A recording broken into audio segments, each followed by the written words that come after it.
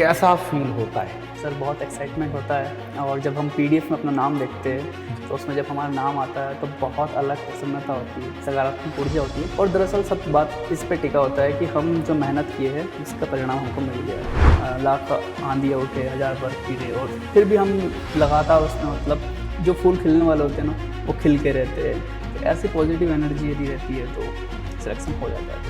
ऐसी कौन सी 5 चीजें यूपीएससी एस्पिरेंट्स की लाइफ बना देती हैं प्रिपरेशन के दौरान? जैसे यूपीएससी में हमने हर टाइप के उदाहरण देखे कि कोई बीए वाला भी टॉप किया है, बीटेक वाला भी टॉप किया है, इंजीनियरिंग वाला टॉप किया है, कोई एमबीबीएस है वो भी टॉप किया है, रूरल बैकग्राउंड से टॉप किया है, अर्बन बैकग्राउंड से टॉप किया है, अच्छे शहर से किया है, गाँव से किया है। तो यूपीएससी में बहुत डाइवर्सिटी होती है। जब यूपीएससी की तैयारी कर रहे थे आप, तो क्या कोई बैकअप प्लान था? जैसे कई बार विद्यार्थी कहते हैं प्लान बी है, तो क्या प्लान बी भी आपने कुछ रखा था? मेहनत की राह में खुद को खो दिया, निरंतरता से हर मुश्किल को झेल लिया, ज्ञान की एक ज्योति से अंधेरे को हराया, ज्ञान की ज्योति से अंधेरे को हलाया और सफलता का ताज अब अरुण जी ने अपने सिर पर सजाया। सर जी, आपको बहुत सारी शुभकामनाएं यूपीएससी जैसे भारत के सर्वश्रेष्ठ जो परीक्षा इसमें चयन होने की पूरे उत्कर्ष परिवार की ओर से। बहुत बहुत धन्यवाद सर, बहुत बहुत धन्यवाद। सबसे पहला प्रश्न तो यहीं से लूंगा, कैसा फील होता है?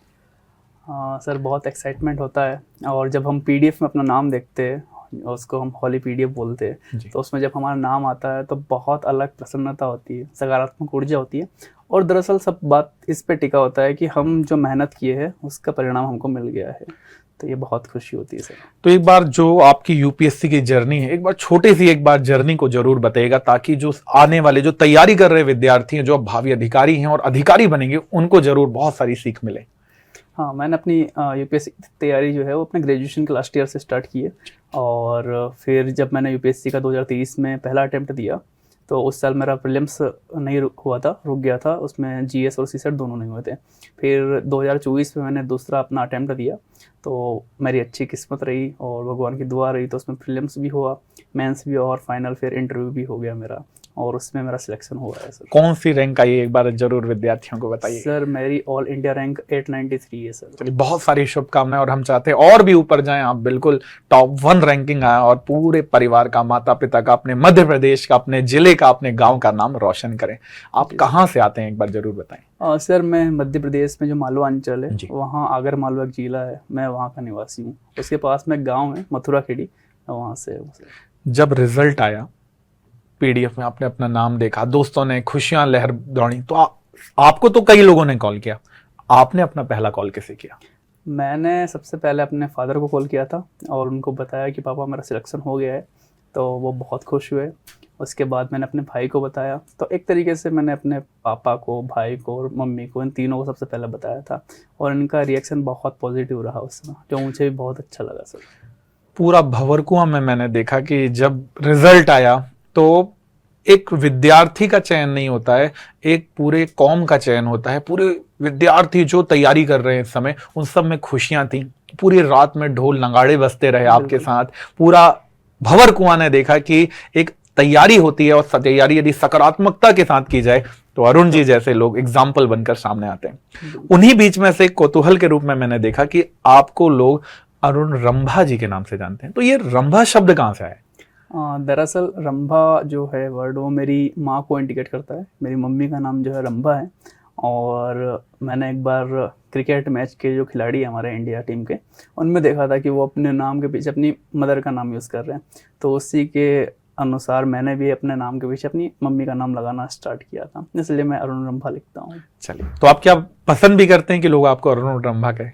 हाँ, मैं पसंद करता हूँ कि मुझे वो अरुण रंभा के नाम से बुलाए। तो चले, अब विद्यार्थियों की ओर चलते हैं। जो विद्यार्थियों की ओर से बहुत महत्वपूर्ण प्रश्न होते हैं, वो आपसे मैं कुछ प्रश्न पूछता हूँ कि लगभग 10 लाख लोग तो स्टूडेंट एग्जाम देते हैं, पर ऐसे वो 800-900 ऐसे कौन से लोग होते हैं या ऐसे कौन से विद्यार्थी होते हैं जो उनके पार्ट बन जाते हैं, जो सफलता को प्राप्त करते हैं? उनमें से एक आप भी हैं। ऐसा क्या करते हैं आप लोग? सर मुझे लगता है कि जो यूपीएससी ने सिलेबस दिया है उसको हम बहुत अच्छे से करें और अपने मेंटल स्टेटस को हम बहुत अच्छे से भी रखते हैं। और यूपीएससी जो चाहती है वो यदि हम समझते हैं, और एक जो पॉजिटिव एनर्जी वाली बातें हैं कि मैं जैसे वही एक शेर जो पढ़ता हूँ हमेशा कि लाख आंधियाँ उठे, हजार बर्फ गिरे और फिर भी हम लगातार उसमें मतलब जो फूल खिलने वाले होते हैं ना वो खिल के रहते हैं।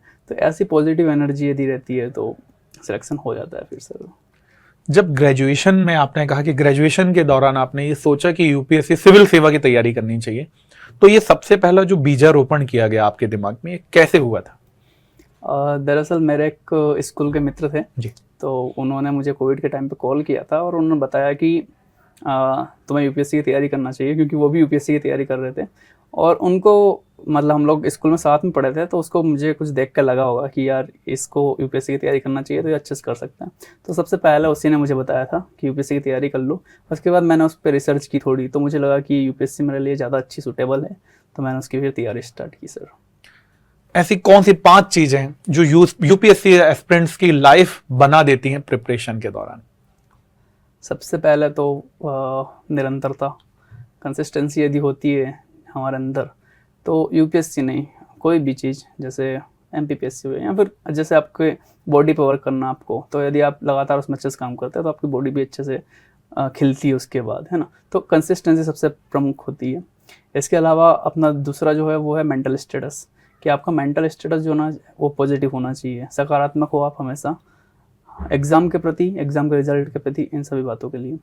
फिर तीसरा होता है कि मेहनत करना है, हार्ड वर्क करना है ना।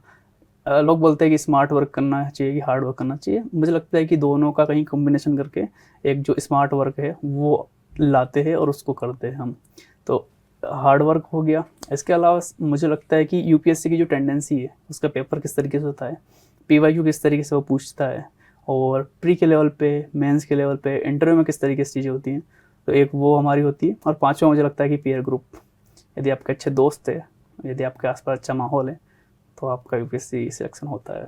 आपका पीयर ग्रुप कैसा था और कहाँ था, किस प्रकार से उन्होंने सपोर्ट किया? मैं जामिया मिलिया इस्लामिया से पढ़ा हूँ, तो वहाँ पे जामिया आरसी एक यूपीएससी की कोचिंग है, तो वहाँ मेरा एक पीयर ग्रुप बना था। उसमें निकिता शर्मा, दिलशाद, माधुरी और नीरज, अदीबा, हम सब लोग का एक ग्रुप था जो कि करंट अफेयर्स और बाकी सब चीज़ों को डिस्कस करते थे। और उस ग्रुप के कारण हम लोग बहुत पॉजिटिव रहे हैं। लगभग 7 लोगों का हम लोगों का ग्रुप था, जिसमें से 4 लोगों का सिलेक्शन हो गया यूपीएससी में। तो इस तरीके से मेरा ग्रुप था, दिल्ली में ग्रुप था। नहीं, बिल्कुल, हम तो चाहते हैं कि जो बचे हुए भी हैं वो जल्दी से जल्दी फिर से एक अधिकारी के रूप में परचम लहराएंगे। हो सकता है किसी को सफलता थोड़ी जल्दी मिली है, किसी को बाद मिलेगी, पर यदि मेहनत कर रहा है कोई तो जरूर सफल तो होगा ही होगा। बिल्कुल। कई बार जनरली ऐसा बोला जाता है कि यूपीएससी जो टॉपर है वो केवल ब्रिलियंट स्टूडेंट्स होते हैं और ये ब्रिलियंट स्टूडेंट्स का एग्जाम है, क्या ऐसा आप मानते हैं? ये बात मतलब पूर्णतः सत्य नहीं है कि ब्रिलियंट स्टूडेंट ही इसको करते हैं। हमको देखना होगा कि पहले तो ब्रिलियंट होता कौन है। तो ब्रिलियंट में ये होता है कि जैसे यूपीएससी में हमने हर टाइप के उदाहरण देखे हैं कि कोई बीए वाला भी टॉप किया है, बीटेक वाला भी टॉप किया है, इंजीनियरिंग वाला टॉप किया है, कोई एमबीबीएस है वो भी टॉप किया है, रूरल बैकग्राउंड से टॉप किया है, अर्बन बैकग्राउंड से टॉप किया है, अच्छे शहर से किया है, गांव से किया है। तो यूपीएससी में बहुत डाइवर्सिटी होती है। तो यूपीएससी में ये है कि आप उसमें जो सिलेबस में लिखा है उतनी आप मेहनत कर लें अच्छे से, और थोड़ा थोड़ा अपना बीच बीच में अपना दिमाग भी लगाते रहें। दिमाग इस तरीके से जो आपने अपनी संस्कृति, अपने कल्चर से जो सीखा है, जो आपका यूनिक होता है, वो आपको वहाँ पुट करना होता है। और ये दोनों, मेहनत और अपना जो आपका यूनिक है, उसको आप लाइए, उसके बाद आपको यूपीएससी में सफलता मिल जाएगी। चाहे मैंने किसी भी तरह की तैयारी वो कर रहे हो, यदि प्रिपरेशन कर रहे हैं तो सबसे पहले सिलेबस पता होना चाहिए। बिल्कुल। और सिलेबस के आधार पर यदि तैयारी कर रहे हैं तो एक पॉजिटिव गाइडेंस मिलेगा, खुद से भी आपको पता चलेगा क्या पढ़ना है और क्या नहीं पढ़ना है। बिल्कुल। आपका जो वैकल्पिक सब्जेक्ट है, जो ऑप्शनल कहा जाता है यूपीएससी में, वो क्या रहा है? सर मेरा वैकल्पिक सब्जेक्ट जो है वो सर हिंदी लिटरेचर है, और हिंदी साहित्य से ही मैंने एमए भी किया है, तो उसी कारण मैंने उसको अपना ऑप्शनल रखा है। तो जो ये हिंदी साहित्य जो आपने बताया कि हिंदी आपका वैकल्पिक विषय के रूप में था, तो क्या ये केवल हिंदी माध्यम वालों के लिए सूटेबल है या फिर लिया जा सकता है किसी भी विद्यार्थी के द्वारा? नहीं, मेरी एक मित्र है माधुरी, उसका इंग्लिश मीडियम है, उसका पर जो ऑप्शनल था वो हिंदी था। ऐसे ही शिवी भी है, उसका जो जीएस का मीडियम है वो इंग्लिश है, पर ऑप्शनल उसका हिंदी है। तो ऐसा होता है, हिंदी लिटरेचर कोई भी ले सकता है। दरअसल जिसको जो पसंद होता है यूपीएससी में, अपनी नेचर उसका किस तरीके से, उसकी टेंडेंसी किस तरीके से, वैसा वो ऑप्शनल चूज कर सकता है। आपका चयन हुआ, तो आप क्या मानते हैं कि जो हिंदी विषय था इस बार, या हिंदी जो आपका वैकल्पिक विषय था, वो आपको किस प्रकार से इस बार सफलता दिलाने में महत्वपूर्ण रहा है? मुझे लगता है कि मेरी हिंदी पे अच्छी पकड़ है, और मैं हिंदी अच्छी लिखता भी हूँ, हैंड राइटिंग भी मेरी अच्छी है, और दरअसल मैंने जामिया से मास्टर्स भी किया है, तो वहाँ एमए में हमको हिंदी साहित्य अच्छा पढ़ाया भी गया था। तो इन सब का कॉम्बिनेशन रहा, कुछ अच्छे प्रिंटेड नोट्स मुझे मिल गए थे, कुछ गाइडेंस प्रोग्राम मुझे मिला था अच्छा, तो उसी की बदौलत फिर मुझे हिंदी साहित्य में मैंने काम भी किया और उस पर अच्छा स्कोर भी रहा सर। वैसे जो आप सफल हुए हैं उसमें बहुत सारे लोगों की मेहनत है, पर यदि ऐसा कहा जाए कि कोई 3 लोगों के नाम बताइए, कोई 3 ऐसी चीजें बताइए जिन्होंने आपकी सफलता में सबसे बड़ा बेस स्टोन बनाकर तैयार किया, वो कौन कौन होंगे? सबसे पहले तो पेरेंट्स का सपोर्ट बहुत ज़रूरी होता है, और मेरे पेरेंट्स हमेशा से सपोर्टिव रहे। पेरेंट्स है, भाई है, वो हमेशा से सपोर्टिव रहे हर मामले में। तो सबसे पहले तो घर वालों का सपोर्ट बहुत ज़रूरी है। इसके अलावा मुझे लगता है कि आपके जो दोस्त है वो जितना अच्छे हैं, जितना सही तरीके से आपको समझते हैं, उतना ही आपको उसमें फ़ायदा होता है। और इसके अलावा मुझे लगता है कि आपके टीचर और खुद आप जो होता है वो महत्वपूर्ण है इस पूरी जर्नी में। आप खुद का भी बहुत बड़ा रोल होता है, क्योंकि आप खुद नहीं कर पाओगे चीज़ों को तो फिर मुश्किल होती है। जब यूपीएससी की तैयारी कर रहे थे आप, तो क्या कोई बैकअप प्लान था? जैसे कई बार विद्यार्थी कहते हैं प्लान बी है, तो क्या प्लान बी भी आपने कुछ रखा था? प्लान बी मेरा एमपीपीएससी का ही था, और फॉर्चुनेटली मेरा एमपीपीएससी 2022 में सिलेक्शन भी हुआ था। जी। तो मैंने सिविल सर्विस के रूप में एमपीपीएससी को प्लान बी रखा था, बट इसके साथ साथ मैंने एमए भी किया था, तो मैंने ये भी सोचा था कि मैं नेट जेआरएफ करके असिस्टेंट प्रोफेसर भी बन सकता हूँ। जब आप 2022 में आबकारी अधिकारी बने थे उत्कर्ष में, हम पहले भी आपसे इसी दौरान मिले भी थे, तो जब यूपीएससी और एमपीपीएससी, जब दोनों चीजें आप कर रहे थे और जब आप जुड़े एमपीपीएससी में और फिर आप जर्नी को आगे बढ़ाए और 2022 में जब आपका चयन हुआ, तो उत्कर्ष का जो इंटरव्यू गाइडेंस प्रोग्राम था जिसमें आप भागीदार बने थे, तो ये प्रोग्राम आपके यूपीएससी और एमपीपीएससी में किस प्रकार से सहायक रहा? हाँ, उत्कर्ष का जो इंटरव्यू का प्रोग्राम है वो एमपीपीएससी में काफ़ी मददगार रहा, क्योंकि उससे 1-2 क्वेश्चन मेरे डायरेक्टली पूछे गए थे। हिंदू धर्म में पंचांग के ऊपर को जो क्वेश्चन था वो लगभग सेम था, बट यूपीएससी एमपीपीएससी की तुलना में थोड़ी अलग होती है, तो वहाँ थोड़े क्वेश्चन उनके अलग होते हैं। तो उन्होंने करंट अफेयर्स के कुछ क्वेश्चन पूछे थे, मेरे आगर मालवा से कुछ क्वेश्चन पूछे थे। तो यूपीएससी का थोड़ा सा अलग होता है, एमपीपीएससी का लगभग उत्कर्ष से सेम मिलता है। माने मध्य प्रदेश, जब आप मध्य प्रदेश लोक सेवा आयोग की तैयारी करते हैं तो मध्य प्रदेश को डीप में पढ़ना होता है, और अपने जिले को तो आपने पढ़ा ही होगा। बिल्कुल सर। तो वो अध्ययन भी आपका लिए सकारात्मक रहा वहाँ? बिल्कुल सर, मेरा एमपीपीएससी की तैयारी मेरे लिए बहुत सकारात्मक रही है, क्योंकि उससे मुझे मेंस में भी हेल्प मिली बहुत ज़्यादा, यहाँ के एग्जाम्पल से, यहाँ की अलग अलग जो डाइवर्सिटी हमारी निमाड़ की, बुंदेलखंड की, बघेलखंड की, मालवा की, तो उससे। और इसके अलावा फिर इंटरव्यू में मुझे इसकी मदद मिली कि मध्य प्रदेश के ऊपर प्रिपेयर करना होता है डेफ के लिए, इंटरव्यू के लिए, तो मेरा वैसे ही पहले से प्रिपेयर था वो अच्छे से। तो एक positive pay positive accept velocity आपको वहां पर मिल गई? बिल्कुल सर, मेंस और इंटरव्यू में मिली है सर। क्या आपको लगता है कि जो यूपीएससी, जो भारत का सर्वश्रेष्ठ एग्जाम है, इसमें कंसिस्टेंसी ज्यादा जरूरी है, स्मार्ट वर्क? ऐसे क्वेश्चन सर यूपीएससी में भी अधिकतर पूछे जाते हैं जी। कि ये या ये, तो हम लोगों का जनरली जवाब जो होता है और जो सही भी है कि ये और ये नहीं, ये प्लस ये।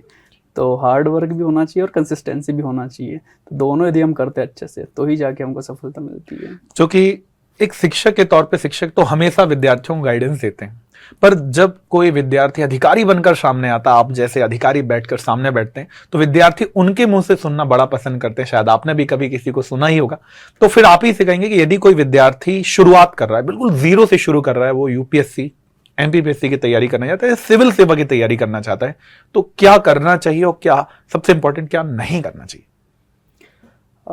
सबसे पहले हम यदि बात करें कि क्या करना चाहिए, तो इस पे है कि एक सिलेबस हमको दे रखा है, बहुत सिंपल सी चीज़ है, मतलब हमको इसको बहुत हार्ड नहीं बनाना चाहिए, मुश्किल नहीं बनाना चाहिए। एक सिलेबस होता है, हमारा कुछ पीवाईक्यू जो पूछते हैं वो होता है, आप दोनों को देखिए कि किस तरीके से क्वेश्चन जा रहे हैं, किस तरीके से सिलेबस से क्वेश्चन आते हैं, वैसे ही तैयारी कीजिए। जो आपके सिलेबस पे लिखा है उसका नोट्स बनाइए बढ़िया से, और उसको आप कीजिए। ये एमपीपीएससी में भी है और यूपीएससी में भी है। यूपीएससी में मेंस में जो जो टॉपिक लिखे हुए आप उसके सिलेबस बनाइए, नोट्स बनाइए, उसको रिवाइज कीजिए, यूपीएससी के पीवाईक्यू देखिए, उनको लिखने की कोशिश कीजिए, तो इस तरीके से चीज़ें हो जाती है।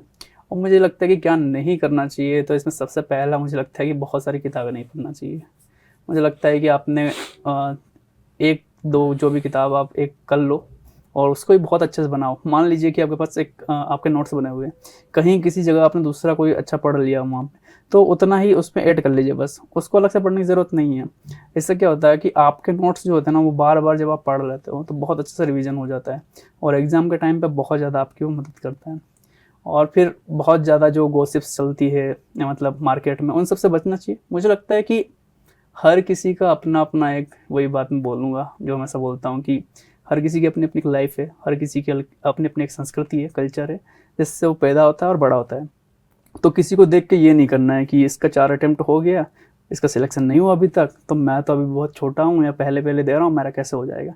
नहीं, वो उसकी लाइफ है, उसकी जो जन्म हुआ है वो अलग बैकग्राउंड में हुआ है, वो बड़ा हुआ है अलग बैकग्राउंड में हुआ है, उसकी समस्या अलग होगी, उसकी स्थिति अलग होगी। आप अपने आप को अलग मानिए, तो आपका अपना यूनिकनेस होता है, ये मान के चलना होता है। आपको सकारात्मक होना बहुत जरूरी है उसमें। बिल्कुल सही कहा कि जब एक हाथ की 5 उंगलियां बराबर नहीं है तो दूसरा विद्यार्थी एक दूसरे विद्यार्थी से कैसे कंपटीशन है, कैसे बराबर हो सकता है, उसके तरीका अलग हो सकता है, सभी चीजें अलग हो सकती हैं। मुझे लगता है कि हमें किसी दूसरे विद्यार्थी से कंपटीशन करने के बजाय उससे सीखना ज़्यादा ज़रूरी है। कि जैसे हम बोलते हैं ना, 5 उंगलियां एक जैसी नहीं है, तो इस उंगली को इस उंगली से कुछ सीख लेना चाहिए जो इसकी अच्छी चीज़ें है, इस उंगली की कुछ अच्छी चीज़ होगी तो वो इसको इससे सीख लेना चाहिए। तो मुझे लगता है कि सब एक दूसरे से सीखेंगे ना तो एक पीयर ग्रुप बनेगा और फिर 5 उंगलियों को फायदा होगा उससे। बिल्कुल सही कहा है, और इसको विद्यार्थियों को सीखना जरूर चाहिए। जब आंसर राइटिंग करते थे आप, चाहे यूपीएससी हो या एमपीपीएससी हो, तो प्रॉब्लम तो आती होंगी, समस्याएं तो आती होंगी, कैसे उसे सॉल्व करते थे जब कोई प्रॉब्लम आ जाती थी? तो बेसिकली आंसर राइटिंग को लेकर आंसर राइटिंग में मेरा एक सिंपल सा रूल होता है कि जो टॉपर्स की कॉपी होती है, मैं उसके क्वेश्चन देखता हूँ कि इन्होंने ये क्वेश्चन का आंसर लिखा है, तो मैं पहला क्वेश्चन पढ़ूंगा, उसका आंसर खुद मैं लिखूंगा, और मैं मतलब ये जो करने में यकीन रखता हूँ कि उनका जो आंसर है और मेरा जो आंसर है उसके बीच जो गैप है उसको कैसे भरा जाए। तो उस गैप पे यदि हम काम करते हैं आंसर राइटिंग के लिए तो हमको बहुत फ़ायदा करती है। इसके बावजूद ये हो सकता है कि आजकल टेलीग्राम चैनल चलते हैं बहुत सारे, तो वहाँ कुछ अपलोड कर सकते हो, कुछ लोग अपनी मेंटरशिप लगाते हैं तो वहाँ आप देख सकते हो, कर सकते हो। और सबसे अच्छा मुझे लगता है कि एक दोस्त, एक ग्रुप आप बना लो बढ़िया सा, जो आपकी जो माइंड की फ्रिक्वेंसी उससे मैच खा जाए, और सभी लोग आपस में चेक करते रहो आंसर को, तो वो ज़्यादा फायदा करेगा। बिल्कुल सही कहा। जैसे उत्कर्ष भी अपनी मेंटरशिप प्रोग्राम चलाता ही है, बेसिकली ये एमपीपीएससी के लिए उत्कर्ष इंदौर में चलती है, जिनका विद्यार्थी लगातार लाभ भी ले रहे हैं, और जैसे आप सफल हुए बहुत जल्दी उम्मीद भी करते हैं कि विद्यार्थी जल्दी से अधिकारी के रूप में नामित होंगे। जब आप आंसर लिखते हैं तो एक इंट्रोडक्टरी बॉडी होती है, एक मिड पार्ट होता है और एक कंक्लूजन का पार्ट होता है। तो क्या क्वेश्चन की प्रकृति के हिसाब से लिखना चाहिए या हर क्वेश्चन के लिए एक ही तरीका अपनाना चाहिए?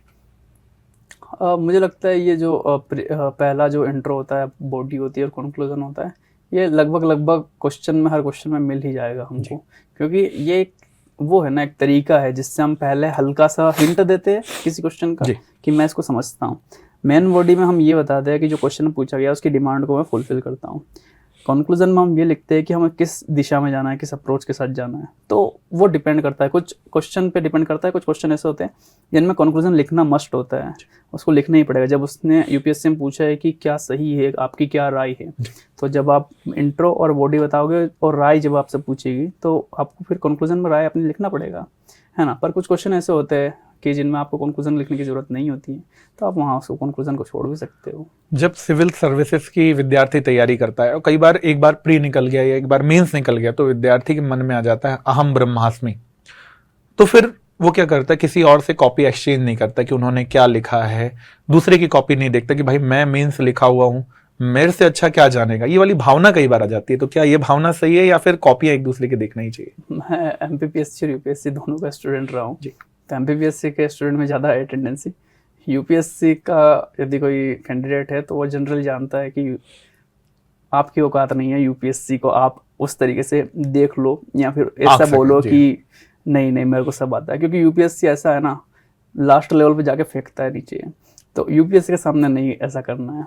और एमपीपीएससी में बच्चों के अंदर ये टेंडेंसी होती है कि नहीं मुझे शेयर नहीं करना है नोट्स, या फिर ये वाली चीज़, ये मेरे से आगे निकल जाएगा, मेरे से आगे निकल जाएगा। ये यहाँ मैं इंदौर में आया था तब मैंने देखा था कुछ लोगों में, बट मुझे लगता है कि ये नहीं होना चाहिए। इससे नॉलेज शेयरिंग नहीं होती है, और जहाँ शेयरिंग नहीं होती है तो वो बोलते हैं ना कि जिस समाज में शेयरिंग नहीं होती है नॉलेज की, तो समाज धीरे धीरे पतन की ओर जाने लगता है। तो मुझे लगता है कि नॉलेज शेयरिंग हो, लोग आपस में अपने नोट्स बांटे, क्योंकि उसने कुछ अच्छा लिखा है, कुछ इसने अच्छा लिखा है, दोनों मिला लो ना तो बहुत अच्छा हो जाएगा। चूंकि आंसर राइटिंग की लगातार बात चल रही है तो प्रश्न यहीं से होगा कि जब आंसर आप लिखते हैं तो उसमें ओरिजिनलिटी, वास्तविकता को और विविधता जो लाना चाहिए, या फिर एक जैसे आंसर लेखन किया आपने? नहीं, आंसर में तो विविधता बहुत ज़रूरी है, डाइवर्सिटी बहुत ज़रूरी है। हर क्वेश्चन की अपनी अपनी एक डिमांड है और हर क्वेश्चन को अलग तरीके से डील किया जाता है। एक क्वेश्चन में आप जितना डायमेंशन लाओगे ना उतना बहुत अच्छा है। जैसे डाइवर्सिटी के नाम पे यदि मैं बोलूँ तो जैसे हम कोई एग्जांपल लिख रहे हैं यूपीएससी के आंसर में, तो हम हर बार क्यों किसी एक पर्टिकुलर का नाम लिखें, हम किसी और का नाम भी लिख सकते हैं। जैसे अलग अलग धर्म के अलग अलग अपने त्यौहार हैं, उनका जी। नाम लिख सकते हैं। अलग अलग रीजन है, हम क्यों हमेशा नॉर्थ बेल्ट के एग्जांपल, हम साउथ के एग्जांपल देंगे मंदिरों के यदि पूछ जाएंगे। हम क्यों हमेशा नॉर्थ ही बेल्ट की बात करते हैं कि हाँ ये सुंदरता है, हम नॉर्थ ईस्ट की बात क्यों नहीं करते हैं। तो मुझे लगता है कि आंसर्स में जितनी डाइवर्सिटी आप रहोगे, जी। क्योंकि यूपीएससी ऑल इंडिया लेवल का एग्जाम है, तो वहाँ जितनी डाइवर्सिटी इंडिया की दिखती है उतना ही सकारात्मक इम्पैक्ट जाता है। जब आप तैयारी सिविल्स की कर रहे थे तो सबसे ज्यादा इंप्रूवमेंट किस पेपर में करना पड़ा आपको खुद के हिसाब से, एक विद्यार्थी के तौर पर? सबसे ज़्यादा इम्प्रूवमेंट GS3 में करना पड़ा मुझे, क्योंकि GS3 में जनरल नंबर कम आता है। तो GS3 में मेरा टारगेट था यूपीएससी में कि मेरे को 90 से 100 के बीच में नंबर यदि आ जाएंगे तो बहुत अच्छा है। GS3 पे मैंने बहुत मेहनत की है। तो ये विद्यार्थियों के बेस अलग अलग हो सकते हैं, क्योंकि कोई विद्यार्थी आर्ट्स का होता है, कोई कॉमर्स का होता है, और कई बार साइंस या मैथ साइंस का होता है विद्यार्थी, तो अलग अलग आधार अलग अलग होते हैं, तो तैयारी के बेस भी अलग अलग हो जाते हैं। तो बस अपने हिसाब से कि आपको कहाँ तैयारी की ज्यादा जरूरत है, आपको उस आधार पर बेसिकली पढ़ना चाहिए। क्या आप मानते हैं जो अधिकांश हिंदी माध्यम के जो विद्यार्थी उनके मन में होता है कि इंग्लिश मीडियम वालों के पास ज्यादा रिसोर्स होते हैं, हिंदी वालों के पास बिल्कुल छोटे छोटे रिसोर्सेज होते हैं, क्या ऐसा मानते हैं? हाँ, ये बात लगभग सही बात है, क्योंकि इंग्लिश मीडियम का पेपर उठाओगे, आज का पेपर उठा लो, और तो उसमें आप कंटेंट देखोगे तो वो यूपीएससी लेवल का होता है। उसमें आर्टिफिशियल इंटेलिजेंस की बात की जाती है, उसमें साइबर सिक्योरिटी की बात की जाती है, उसमें अच्छे अच्छे टेक्निकल चीज़ों की बात की जाती है, इन्वायरमेंट के ऊपर बात की जाती है। बट आप हिंदी का न्यूज़पेपर देखोगे तो उसमें वैसी चीज़ आपको नहीं मिलेगी। तो कंटेंट का इश्यू तो है, कंटेंट का इशू है यूपीएससी में। बट हालांकि वो धीरे धीरे कम हो रहा है। अभी बहुत सारे इंस्टीट्यूशन है जो कर रहे हैं चीज़ों को, और फिर आप इग्नू के नोट्स से या फिर आप खुद के नोट्स बनाइए, उससे कंप्लीट होती है। तो करंट की बात आई है तो चाहे एमपीपीएससी हो या यूपीएससी हो, दोनों जगह करंट का तो महत्व है। करंट के लिए हिंदी माध्यम के विद्यार्थी होने के तौर पर आपने किस चीज का तैयारी है, किस किस माध्यम से आपने तैयारी को आगे बढ़ाया? एमपीपीएससी के लिए तो मैंने उस समय न्यूज़पेपर में एक पेज आता था जो कि एमपी के ऊपर स्पेसिफिक होता था, तो उसमें एमपी में कुछ अच्छा चल रहा था उसके बारे में, तो मैं उसका नोट्स बना लेता था। इसके अलावा फिर यूपीएससी की तैयारी में मैंने एक विज़न PT 365 आता है और मेंस 365 आता है, तो मैंने वहाँ से कवर किया था। और फिर वीडियो होते, कुछ वीडियो एनालिसिस करवाते हैं द हिंदू का या इंडियन एक्सप्रेस का, तो मैं वो भी देख लेता हूँ। माने भाषा तो माध्यम कभी बैरियर होना ही नहीं चाहिए, और चूंकि आप एक सिविल सेवक बन रहे हैं तो आपको तो दोनों माध्यम और दोनों भाषा का अनुभव होना ही चाहिए। बिल्कुल सही। अब आते हैं इंटरव्यू की बात करते हैं। आप जो यूपीएससी में गए तो किस इंटरव्यू का पार्ट बने थे? किस बोर्ड का पार्ट? सर मेरा जो यूपीएससी में बोर्ड था वो लेफ्टिनेंट जनरल राज शुक्ला सर का बोर्ड था, और बहुत कॉर्डियल बोर्ड था। लगभग 30 मिनट के आसपास मेरा इंटरव्यू चला था। 5 मेंबर थे टोटल, और उन्होंने सवाल पूछे थे, उसमें 2 लेडी मेंबर थी, 3 मेल थे। तो राज शुक्ला सर ने मुझसे जुडिशरी के ऊपर क्वेश्चन पूछे थे। फिर जो दूसरे मेंबर थे उन्होंने मेरे होम डिस्ट्रिक्ट के ऊपर क्वेश्चन पूछा। फिर जो तीसरी मैम थी वो नॉर्थ ईस्ट की थी, तो उन्होंने नॉर्थ ईस्ट के कल्चर के बारे में और मेरे जामिया यूनिवर्सिटी के बारे में पूछा। फिर जो चौथे सर थे उन्होंने फैक्ट पूछे थे मुझसे, पॉलिटी के फैक्ट पूछे थे, फंडामेंटल राइट कहाँ से लिया गया है, और जो DPSP वो कहाँ से लिया गया है, केशवानंद भारती के बारे में, ये सब उन्होंने चीज़ें पूछी थी। और जो 5वीं मैम थी उन्होंने मेरी हॉबी के ऊपर क्वेश्चन पूछा था सर। बोर्ड के बारे में तो बात हो गई, प्रश्न जो पूछे गए, जो कि आप हिंदी माध्यम के विद्यार्थी हैं, तो ये प्रश्न इंग्लिश में पूछे गए या हिंदी में पूछे गए? और यदि इंग्लिश में पूछे गए तो आपने उत्तर इंग्लिश में दिया था या हिंदी में दिया था? हाँ, मेरे बोर्ड में लगभग 5 व्यक्ति थे, तो उसमें से एक, जैसा कि मैंने बताया, कि नॉर्थ ईस्ट की मैम थी, और जो राज शुक्ला सर है वो लेफ्टिनेंट जनरल रहे हैं आर्मी बैकग्राउंड से, तो इन दोनों की हिंदी थोड़ी सी वैसी नहीं है जो सामान्य होती है। तो इन्होंने बहुत हद तक मुझसे इंग्लिश में क्वेश्चन पूछे, और मैंने जहाँ जहाँ इंग्लिश के वर्ड यूज़ करने होते हैं वहाँ मैंने इंग्लिश के वर्ड यूज़ किए, टर्मिनोलॉजीज को यूज़ किया, और मतलब मैंने बायलैंग्वेज तरीके से उनका जवाब देने की कोशिश की। कहीं कहीं उन्होंने मुझसे, जब मैं हिंदी में बोल रहा था तो उन्होंने पूछा कि इसका इंग्लिश टर्म क्या है, तो मैंने एक दो बार उनको बताया कि सर इसको इंग्लिश भी इस तरीके से बोल सकते हैं। तो हाँ, ये बात सही है कि वहाँ पे हिंदी और इंग्लिश दोनों के जो इंटरव्यू होते हैं वो दोनों से पूछते हैं। हम ये तुलना नहीं कर सकते या नहीं बोल सकते कि नहीं हिंदी में ही पूछा जाए, और ठीक भी है मुझे लगता है, क्योंकि आप यूपीएससी के अधिकारी बनने वाले हो तो आपको इतना पता होना तो ज़रूरी है। कि आप बोर्ड में जब आपसे क्वेश्चंस पूछे जा रहे थे तो कोई क्या ऐसा क्वेश्चन आया था जहां आप थोड़ा सा फंसे हो और फिर वहां से कम बैक किया हो? हाँ सर, जैसे हमारे जो चेयरपर्सन थे जी। वो जुडिशरी के ऊपर क्वेश्चन पूछ रहे थे, तो उन्होंने जो जुडिशरी के सिंपल कॉन्सेप्ट होते वहाँ तक मैं उनको सही तरीके से बता रहा था, बट वो धीरे धीरे बार काउंसिल और एडवोकेट और इन सब में जाने लगे जो लॉ के स्टूडेंट को ज़्यादा आता जानकारी। है ज़्यादा। तो सर मैंने वहाँ उनसे बोला कि सर वहाँ मुझे इसके बारे में बहुत जानकारी नहीं है। तो यहाँ पे मुझे लगा था कि सर शायद मैं चेयरपर्सन सर को अभी यहाँ पे अच्छा बोल नहीं पाया उनको, बट धीरे धीरे फिर जो सेकंड पर्सन थे उन्होंने जब डिस्ट्रिक्ट के बारे में पूछा तो वापस से मेरा बूस्टअप हो गया, कॉन्फिडेंस वापस आया। जी। क्या कोई क्वेश्चन नहीं बन रहा और माफी कह के या सॉरी कहकर वापस यदि मना कर दिया जाए तो क्या ये भी पॉजिटिव ही है? हाँ बिल्कुल, मतलब ये तो होता ही है। जहाँ आपको सिंपल सी बात है ना, जहाँ आपको नहीं पता है वहाँ आप सॉरी बोलोगे ही। मान लीजिए कि यदि आप अधिकारी बने हो और आईएएस बन गए आप, आपके ऊपर जो आपके सीनियर है उन्होंने आपसे कुछ पूछा कि बताइए वो घटना वहाँ पे हुई है, आप बताइए जानकारी, तो आपको नहीं पता है तो आप सॉरी बोलोगे उसमें, बजाय कि ये कि सर मैंने देखा है, जाना है, ये वो। उससे अच्छा है कि आप सॉरी बोल दो, ये बोलो कि सर मैं इसको देख के आऊँगा और उसके बारे में जानूंगा। क्या ये हकीकत है कि हिंदी माध्यम के जो विद्यार्थी हैं इंटरव्यू में कम नंबर मिलते हैं? हाँ, इसको अभी अभी इंटरव्यू का नंबर तो वैसे आया नहीं है जी। बट मुझे लगता है कि यूपीएससी एक ऐसी संस्था अभी तक है भारत में कि जो लैंग्वेज के आधार पे, रिलीजन के आधार पे या फिर किसी भी आधार पे भेदभाव नहीं करती है। तो मुझे लगता है कि यदि कोई डिजर्विंग कैंडिडेट है, जी। जैसे रवि कुमार सियाग सर है तो उनके अच्छे नंबर है, दिव्या मैम थी उनके बहुत अच्छे नंबर है, आकिब सर थे उनके बहुत अच्छे नंबर है, हिंदी मीडियम से ही रहे हैं ये लोग। तो ऐसा है कि जो डिजर्विंग है उसको अच्छा नंबर ज़रूर मिलता है सर। कई बार ऐसा भी होता होगा, इतनी लंबी जर्नी होती है, कई बार उतार चढ़ाव भी आता है, कई बार दिमाग में प्रेशर भी पड़ता होगा, तो जब कभी नकारात्मकता आती थी खुद में तो कैसे करके आप अपने आप को पॉजिटिव करते थे उस समय? सबसे पहले तो अपने जो जिसके ऊपर आप ट्रस्ट करते हो, जिसके ऊपर आप यकीन करते हो, जिस इंसान के ऊपर, तो आप उनसे बात कर सकते हो कि आपके वो फैमिली के मेंबर हो सकते हैं, भाई हो सकते हैं या आपके दोस्त हो सकते हैं। तो सबसे पहले तो आप उनको बता सकते हो। इसके अलावा मुझे लगता है कि यदि बहुत ज़्यादा आपके दिमाग में प्रेशर है तो सो जाओ कुछ समय के लिए, अपने आप को रिलैक्स से रखो। पढ़ाई लिखाई थोड़ा सा 1 घंटा 2 घंटा 3 घंटा आप छोड़ दो और उस समय अपने आप को मेंटली खुश रखने की कोशिश करो। मैं ऐसा करता था कि मैं कहीं एक एकांत जगह पे जाके म्यूज़िक सुनना पसंद करता था। तो इस तरीके से यदि मेरे को कुछ डिप्रेशन हो रहा है तो मैं किसी से बात कर लूँगा या फिर अपना संगीत सुनूँगा। क्या इस दौरान जब आप तैयारी कर रहे थे, क्या कोई ऐसे पड़ाव में कभी ऐसा लगा छोड़ देते हैं? नहीं, मुझे ऐसा कभी नहीं लगा क्योंकि मेरा ये सेकेंड अटेम्प्ट है। और अब मुझे सबसे बुरा लगा था जब मेरा यूपीएससी का पहला अटेम्प्ट में प्री नहीं हुआ था, क्योंकि मैं जनरली वैसा स्टूडेंट हूँ जो अपने स्कूल कॉलेज के समय टॉपर रहा हूँ। और पहली बार जब मतलब मुझे विश्वास था अपने ऊपर कि मैं कहीं भी जाऊँगा तो मैं अच्छा कुछ कर लूँगा, बट यूपीएससी में पहली बार प्री दिया तो नहीं हुआ मेरा, तो मेरे लिए वो थोड़ा शॉकिंग था। तो उसके बाद मैं थोड़ा सा डिप्रेस भी रहा हूँ, बट फिर एमपीपीएससी ने अच्छी मदद की कि उसने मेंस करवाया और इंटरव्यू हुआ तो एमपीपीएससी में सिलेक्शन हुआ। उसके बाद फिर मैं वापस से यूपीएससी में लग गया।